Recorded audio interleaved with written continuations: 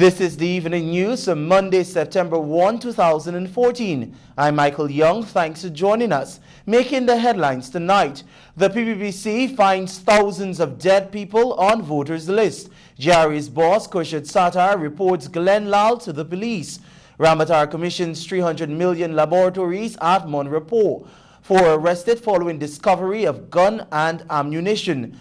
5-member Public Service Commission sworn in. D-Hoop Lumberyard robbed and teen stabbed several times during confrontation. Now for the news in detail. As snap elections hover over Guyana, the People's Progressive Party Civic has heightened its elections campaign. Today, the party's General Secretary Clement Rohi said PPP activists have discovered close to 3,000 dead people on the preliminary list of electors. The question now is, can dead people still vote? Svetlana Marshall reports. Today, the People's Progressive Party Civic General Secretary Clement Rohi contended that there are 2,958 dead persons on the preliminary list of electors, with the largest number, 925, found in Region 6. He said the Guyana Elections Commission, GECOM, must work along with the General Register Office to have this issue corrected. But this was just one of the many inaccuracies dug up by the ruling party. At Prospect on the east bank of the Demerara, PPP field workers visited an address to verify information that 10 persons whose address on the PLA reflected that they were all living at the same address. To our surprise, at the address they found an empty lot with overgrown bushes, unoccupied for the past 8 to 10 years.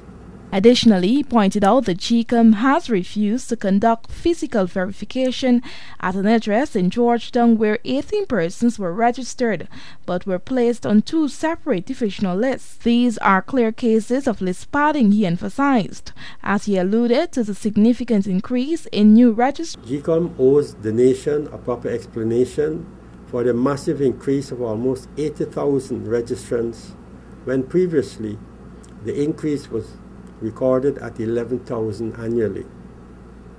Our country will now have a list of over 550,000 electors whenever elections are called. Rohi maintains that GECOM should do all in its power to ensure that a credible list of electors is produced at the end of the extended claims and objections period. Svetlana Marshall reporting for the Evening News. 4 men were on Sunday taken into police custody following the discovery of a 12-gauge shotgun and 3 cartridges at Chinese Landing, Barama River, Northwest District. According to information received, the police on Sunday were conducting searches in several camps around the area, and during a search of one at the Chinese Landing, the gun and ammunition were discovered. 4 men were in the camp at the time of the discovery, hence the police took them into custody. They are expected to be charged shortly. Government, through the Ministry of Agriculture, earlier today commissioned 2 laboratories at the National Agriculture Research and Extension Institute located at Monrepo on the east coast of Demerara. Alexis Rodney has more details in this report. Present at the ceremony, which was held on the lawns of Nari, were Head of State President Donald Ramatar, Agriculture Minister Dr. Leslie Ramsamy, and representatives from the Inter-American Development Bank, along with local stakeholders. The $300 million biocontrol and tissue culture laboratories are in keeping with the Ministry of Agriculture's and NARI's strategic plans, which are aimed at the monitoring and controlling of pests and diseases affecting plants, particularly those that are set for exportation. Agriculture Minister Dr. Leslie Ramsamy, in his brief remarks, said that Guyana has taken one more step towards the realization of science and technology in the agriculture sector. In the period since 2010 to now, we are seeing further concretization of the vision to make science and agriculture contribute meaningfully to our development, improving the lives of our people. Ramsamy said over the last 20 years, Guyana has been able to concretize the dream of making science and technology become a reality. President Donald Ramotar, during the feature address, said the commissioning of the 2 labs is another demonstration of government's seriousness in pursuing a strong agriculture program. He said there are huge scope and possibilities to develop the agriculture sector. We have fresh water, and therefore we have huge scope and big possibility to develop this sector in a very major way.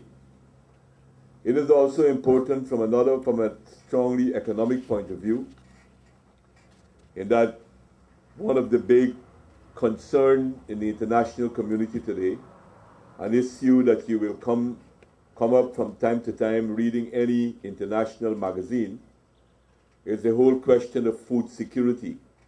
Ramotar said from an economic point of view, Guyana is able to ensure food security, not just for itself, but for nations around the world. For the Evening News, Alexis Rodney. Thanks, Alexis. Guyana Revenue Authority Commissioner General Khurshid Sattar has confirmed making a report to the police after seeking legal advice about the alleged threats made by Kaieteur News' owner and publisher Glenn Lal. More details in this story. This newscast recently reported that Sattar was seeking legal advice on the threats, which were reportedly meant to dissuade the GRA from pursuing an investigation into an alleged duty-free scam. Attorney General Anil Nandlal confirmed speaking with Sattar, but said he was awaiting a report along with all necessary supporting documentation. After seizing 2 Lexus L570 SUVs, reportedly driven by Lal and his wife, Sattar said the GRA remains steadfast in its course to investigate the alleged tax fraud, amounting to some $102 million. The investigation is focused on the Lals, one of his close friends, the GRA officer Navin Sankar, and Narutandio and Garbasi Brijnanan, a migrant couple residing under the quarantine Berbice. It is alleged that Lal conspired with the other parties to import the 2 luxury vehicles under the migrant scheme. In doing so, no customs and excise taxes were paid to the Revenue Authority. The Brijnanans were on July 3, 2013 granted permission by the Foreign Affairs Ministry to return to Guyana as remigrants, along with the concomitant incentives of the remigrant scheme. Under the program, Guyanese who have resided overseas for more than 5 years may return home with a number of benefits. These include an import duty-free waiver for vehicles and tax exemptions for household items once these are owned for 6 months or more. The launch of the investigation reportedly prompted Glenn Lal to threaten Sattar. Sattar explained that if a person were to apply the rates of taxes, 45% duty, 140% excise, and 16% VAT to the correct value of US $85,000 for each vehicle, then the taxes under normal circumstances for these vehicles will have attracted a sum of US $251,000 or Guyana $51 million each. He refuted Glenn Lal's claim that the matter was being pursued only because the Kaieteur News recently carried articles about duty-free concessions to a Chinese logging company by Shan Lane. If you have a news tip or news story you would like our news team to follow, message or WhatsApp us on telephone numbers 680-9630 or 600-3117. You can also call us at our office on 231-0382 or 226-2102 223-723021. You're tuned to the Evening News. More news still ahead. Stay with us.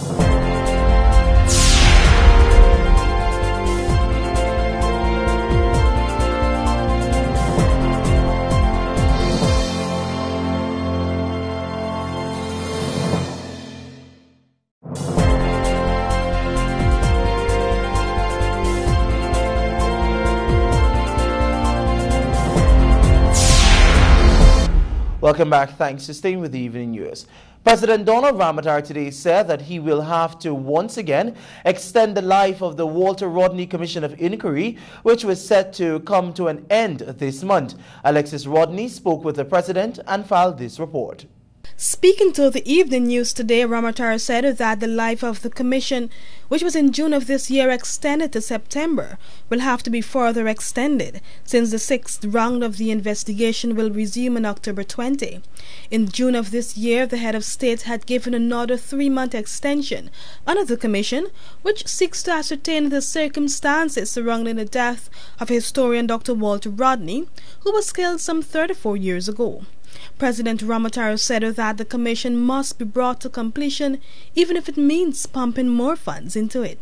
I'm not sure what funds they need, but we will have to bring it to a conclusion. So we probably, if needs be, we might have to put in some more.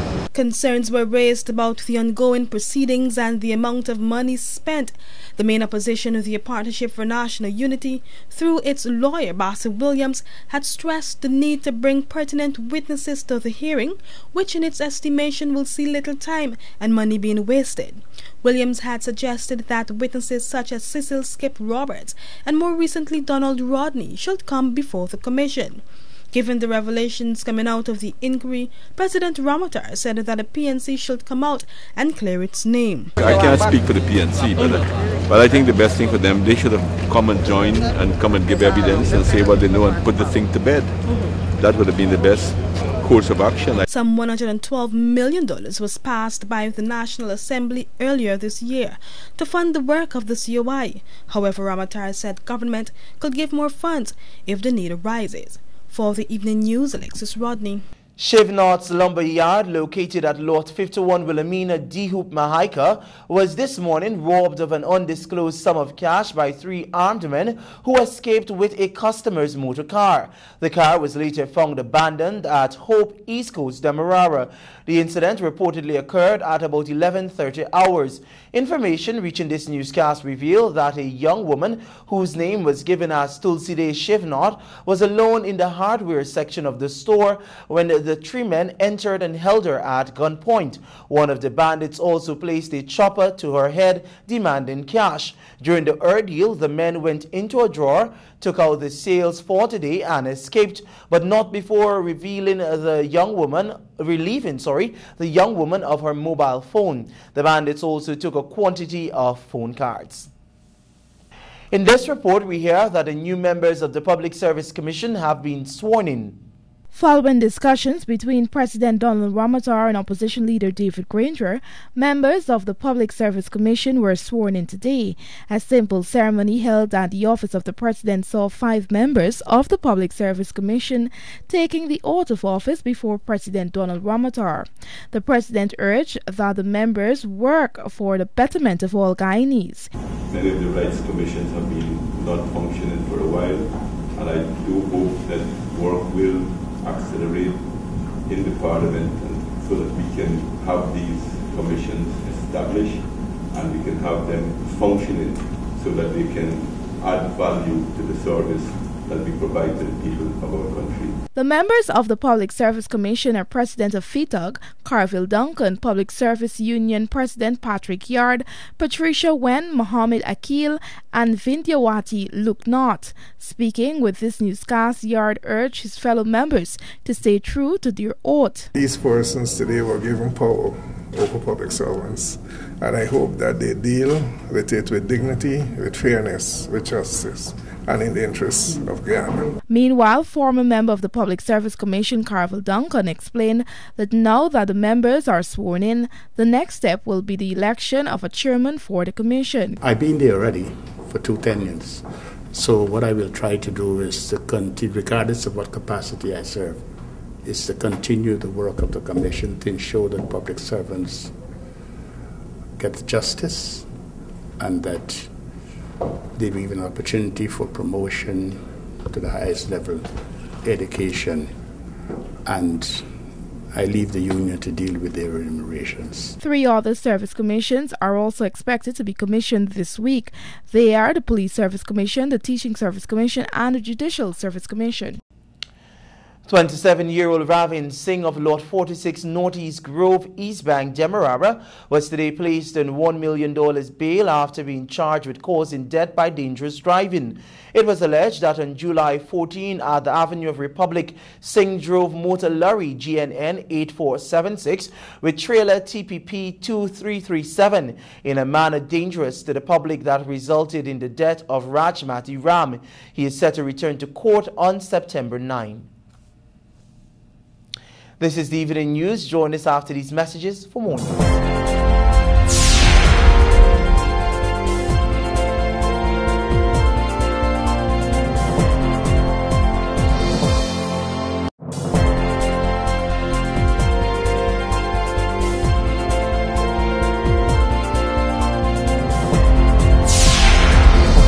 Welcome back. In this report, we hear that President Donald Ramotar is calling on officials of the Mayor and City Council to quit their childish behavior and start behaving maturely. During a press conference on Friday last, President Donald Ramotar expressed his dismay over the situation at the Mayor and City Council as he remained hopeful that maturity will prevail among the officials there. However, the President noted that while he is optimistic that things will return to normalcy, recent activities have led him to believe otherwise. As far as the City Council is concerned, I really think that, there really needs to be much more maturity. We have gone through these things already in the past. What is happening there is nothing new. Some of these things have been pronounced on already. The mayor and other opposition councillors at the City Council have disapproved of the appointment of acting town clerk Carl Suba, and a series of issues including court actions have risen since. Court actions have been filed by Suba, Mayor Hamilton Green and the council's PRO, Ralston King. One of the legal proceedings saw Acting Chief Justice Ian Chang on Friday quashed a recent ruling by the mayor and city councillors of Georgetown to send Acting Town Clerk Carl Suba on administrative leave. Chief Justice Chang handed down the ruling on Friday afternoon, which stated that it would be ultra-virus for the mayor and city councillors to take a decision to send the town clerk on administrative leave. This means that the council lacks the power to send Suba on leave. I am Sidney Ramnott for the Evening News. A trio today appeared in the Georgetown Magistrates Court to answer several charges against them after a brawl on Regent Street, Georgetown. 49-year-old Brenda Dublin, 61-year-old Anthony Sarjun, 39-year-old Shamroy Ram Singh were granted bail in various amounts after being charged with abusive language, threatening behavior, and unlawful assault. The trio will return to court on September 9 this year. People's Progressive Party Civics General Secretary Clement Rohi today condemned attacks on the sugar industry by a Partnership for National Unity. Despite challenging circumstances, Rohi said the industry will overcome. More details from Svetlana Marshall. At the announcement of the new board of directors, Carl Greenwich lambasted the composition of the board. He attacked the credentials of the members and made it clear that, quote, the government should harbor no illusions about the likelihood of parliamentary support for the future request for funds for Gaisuco, end of quote. By his own statement, Greenwich has usurped the authority of the entire parliament by sending a clear signal that he will obstruct support for the sugar industry and the sugar workers. That was PPPC General Secretary Clement Rohi responding to statements made by the Partnership for National Unity, Shadow Finance Minister Carl Greenwich on the sugar industry. According to Rohi, APNU's attack on the sugar industry is an attack on the nation's economy and by extension the people of Guyana. This, he said, should not be condoned. In fact, it appears that he is determined to take bread out of the mouths of sugar workers who have made so many sacrifices for this country. But Roy said Greenwich should know better, having been the ACP ministerial spokesman on trade and commodity protocols in sugar and the Secretary General of ACP Group of States during the period March 1995 to September 1996. It is to be recalled that during his tenure at the ACP Secretariat in Brussels and the Netherlands, Sir Greenwich, like other members of the ACP, were were brought fully up to speed with the challenges facing the sugar industries in ACP countries. He was a front row witness to the heated and prolonged debates about the future of the industry in the ACP countries with the European Union commissioners. He witnessed the battles to save the preferential market access to European Union markets, as well as the complex negotiations at the World Trade Organization. Svetlana Marshall reporting for the Evening News. Thanks, Svetlana. The Agriculture Ministry, through the National Drainage and Irrigation Authority, has awarded 3 contracts today for empoldering works in the Lower Pomeroon. Handing over the contract documents at a simple ceremony held at Charity Market Center was Minister within the Ministry of Agriculture, Ali Bash. According to Minister Bash, hundreds of cash crop farmers in the Lower Pomeroon area will be the beneficiaries of the works that are to be executed. He said while works have been done in the Pomeroon River, works are ongoing in the Upper Pomeroon in areas such as Warapana and others. On the other side of the break, it's your regional and international news. Stay with us.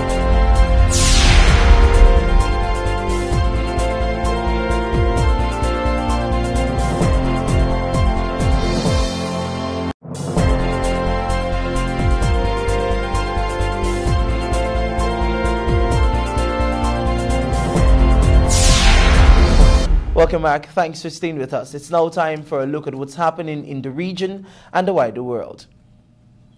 Regionally, Trinidad's President Anthony Carmona has weighed in on the controversial Constitution Amendment Bill 2014, saying that forays into reform were to be expected from a young nation, but there was no room for bullheaded partisanship. Carmona said that the constitutional reform exercise must be done transparently, as he stressed his own role in the process.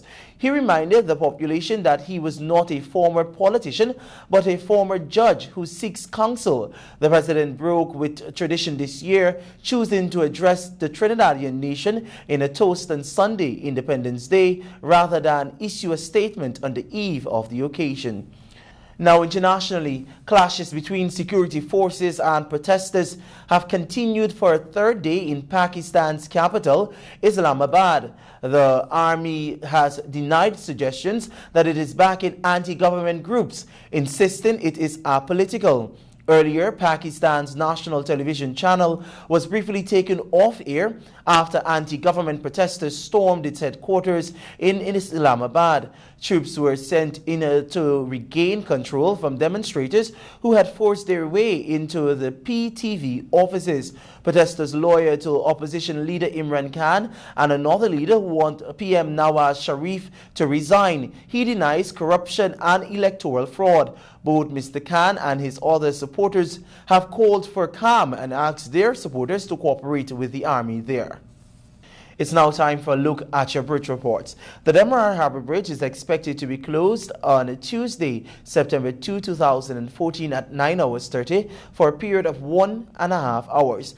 The Berbice River Bridge is expected to be closed on Tuesday, September 2, 2014 at 8:55 for a period of 1.5 hours. Join us on the other side of the break for your sport news.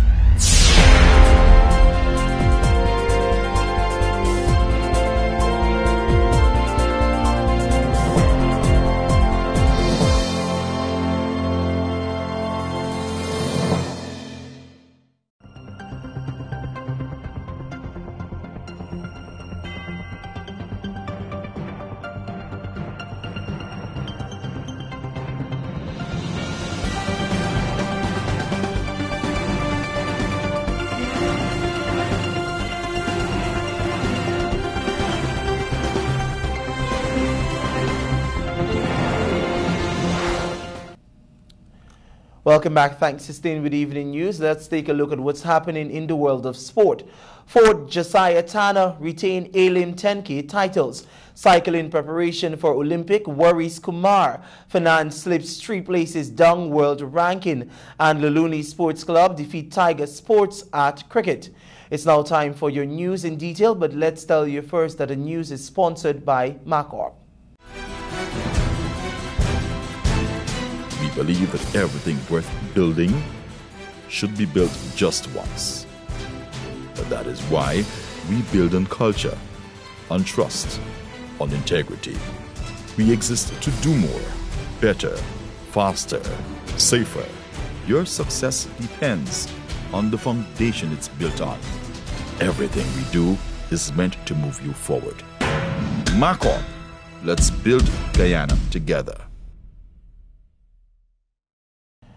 Local distance king Cleveland Ford and overseas-based Guyanese Yuleen Josiah Tanner eased across the finish line on Saturday morning to retain their male and female titles at the Elim 10K road race. Tristan Joseph reports. Ford, also known as the Little Kenyan, made his move just after crossing the bridge, easily pulling away to register a time of 33 minutes and 20.12 seconds, while Cleveland Thomas finished second in 33 minutes and 48.81 seconds. Nathaniel Giddens finished third in 34 minutes and 7.64 seconds, while Dennis Horatio was fourth in 34 minutes and 40.52 seconds. Winston Masinga rounded out the top 5 distance runners with a time of 35 minutes and 34.08 seconds. After the race, Ford spoke to the media. It was a good race. Started fast as usual, the younger fellas, but of course I had to pace myself and run smart, which I did. A good thing during the course of it, midway through it wasn't as fast as I expected. So for me, not wanting to force myself either, just stick with the Thomas and Giddens and push you to the end. Meanwhile, overseas-based Guyanese Yuleen Josiah Tanner was unstoppable, winning the female version of the race in 39 minutes and 25.89 seconds to finish ahead of Alika Morgan, who clocked 40 minutes and 37.75 seconds. Andrea Foster was third in 42 minutes and 6.76 seconds, while Carlisa Atkinson was fourth in 45 minutes and 18.71 seconds, as Javina Straker finished fifth in 45 minutes and 6.13 seconds. Josiah Tanner related her thoughts on the run. It was okay, except it was very humid. So what I did was just go out, set the pace, and once I established the lead was just to take it easy and come home. There was no challenge at all. Well, I thought I would have had some challenge, but as usual, I never get any challenge when I come home. Grivon Grant won the boys juniors category with a time of 35 minutes and 27.19 seconds, while Charlton Hines was able to win the girls junior first place position in a time of 45 minutes and 14.56 seconds. The Masters 40 to 55 males was won by Ian Archibald in 38 minutes and 40.77 seconds, while the men's 55 years and over was won by Llewellyn Gardner in a time of 41 minutes and 14.71 seconds. Alicia Fortune was the winner of the female masters in a time of 52 minutes and 48.77 seconds. Thanks, Tristan. Guyana's premier squash player Nicolette Fernand slipped 3 places down the world ranking, which was updated today by the World International Squash Players Association. Fernand, who was sitting on a career best 19 for the past 5 months, dropped to 22, but will have a chance to move further up in the coming months. She is slated to compete in a few tournaments before the end of 2014 and will have a chance to improve on her current ranking. Executives of the Ghana Cycling Federation and by extension administrators of the sport came in for harsh criticisms at the weekend from Director of Sport Neil Kumar. According to the parliamentarian, much is not being done to prepare a cycling contingent to compete at the 2016 Olympics. More details from Avinash Ramzan. Delivering feature remarks at the conclusion of the 30th annual Teach Them Young cycling program on Saturday last at the National Park, Kumar expressed his displeasure at how the sport is being administered. His contention is that the administrators have done little to suggest that they are preparing a team of riders to compete at the 2016 Olympics in Rio, Brazil. We have asked for a program to prepare them to go to the Olympics. We are still waiting for that program. Somebody, the Cycling Federation and the different bodies should come together, prepare like GABA have done, a program so we could see where you're going. We need a short-term program. We need a medium-term program, and we need a long-term development program to know where we're going to take cycling and where we want to go for cycling. Next 2 years, 2016, would be the Olympics in Brazil. I'm wondering how much effort is being really put in place for our cyclists to see if they could make it to the Olympics in Brazil. Kumar also highlighted that the discipline of some riders leaves much to be desired, and that is something that must change if the sport is to progress both at a competitive and administrative level. I want to say that I'm not too happy with the discipline of our cyclists. If people invest their money, sponsors want three things. They want people to be disciplined, they want accountability and transparency, and they want the mileage. I think that the media has been doing an excellent job to give us the necessary mileage for all our sports program, particularly the cycling program. But we need the cyclists to understand that if we are having this program here, some of them should not be all over the place. It's bad for them. It's a bad example they are setting. And we have been seeing that when I go to sponsors and so on, we see the same bad attitude with some of the cyclists. This should stop. The executive of the Ghana Cycling Federation was present at Saturday's activity, and efforts to contact President Cheryl Thompson for a comment proved futile. The Luni Sports Club defeated Tiger Sports by 7-9 runs in a friendly cricket match on Sunday at the Luluni ground. Batting first, the home team made 147 for 8 from the allotted 25 overs, with David Francis making 30, Rion Schumann 27, Glenn Campbell 25 and Eloy Henry 24. Campbell returned with the ball to take 3 wickets for 9 runs, including a hat-trick, while Romel Kidu took 3 wickets as Tiger Sports fell for 68 in reply. For his all-round effort, Campbell was named man of the match. Trophies for the game were sponsored by Tiger Sports. After the game, captain of Tiger Sports Sheikh Mohammed thanked the Luni Sports Club for being a good host and promised to have a return game soon. He added that Tiger Sports will be traveling around the country playing more games in an effort to encourage community involvement in sport. And that has brought us to the end of the evening news for today, Monday, September 1, 2014. Please remember to get a copy of tomorrow's edition of the Ghana Times for details of these stories and others. I'm Michael Young. Thank you very much for joining us. Do have a good night. Goodbye.